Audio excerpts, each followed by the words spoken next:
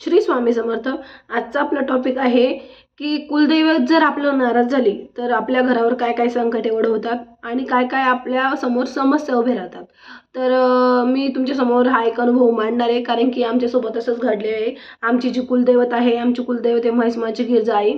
तर आम्ही माहिती का, म्हणजे माझा मुलगा झाल्यापासून तेव्हापासून आम्ही गेलोच नाही देवीला. तर असं माझी सासू दरवर्षी जात असते, पण आम्ही काही गेलोच नाही माझा मुलगा झाल्यापासून. मग तेव्हापासून आमच्या घरात इतके संकट येऊ लागले, खूपच संकट, म्हणजे काही ना काही प्रॉब्लेम चालूच होत होते. तर त्यामुळेच मी हा व्हिडिओ बनवलेला आहे, कारण की तुमच्यापर्यंत मी पोहोचावं, जेणेकरून तुम्ही तुमचे जे कुलदैवत आहे त्यांचे नक्कीच दर्शन तुम्ही करून येशाल.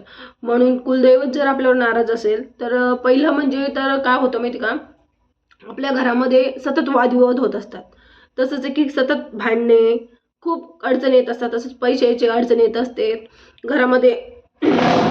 घरामध्ये सासू सुनेचं पटत नाही, आणि अजून हस्बंड सोबत वाईफचं पटत नाही, म्हणजे खूपच वादविवाद चालू होतात. तसंच अजून असं आहे की घरामध्ये पैसा टिकत नाही. पैसा जसा आला तसा बाहेर निघून जातो, घरामध्ये पैसेच राहत नाही. आणि तसंच आहे की आपले जे काम आहे, ठीक आहे, आपले कोणतेही कामं असू द्या, कोणतेही आपल्याला फाईल असो किंवा बँकेचे काम असो, कोणतेही काम असो, ते आपले पूर्ण होत नाही.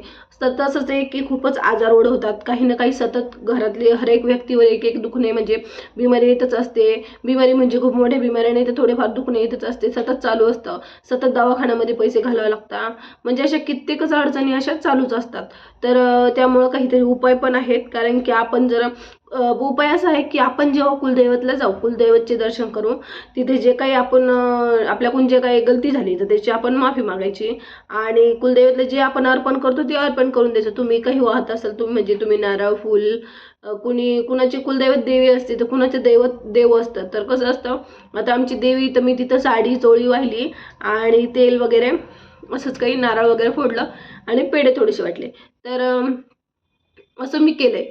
तर तुम्ही पण तुमच्या ह्याच्यानुसार तसं करू शकता, कुलदैवतचं तुम्ही करू शकता. तर ते मी तुम्हाला जे सांगितलंय की कुलदैवत जर नाराज असेल तर आपल्यावर एवढे एवढे संकट ओढत, म्हणजे काय सांगितलं मी तुम्हाला, की खूपच आपल्या घरामध्ये पैसा पण टिकत नाही, खूप आपण कर्जबाजारी होतो.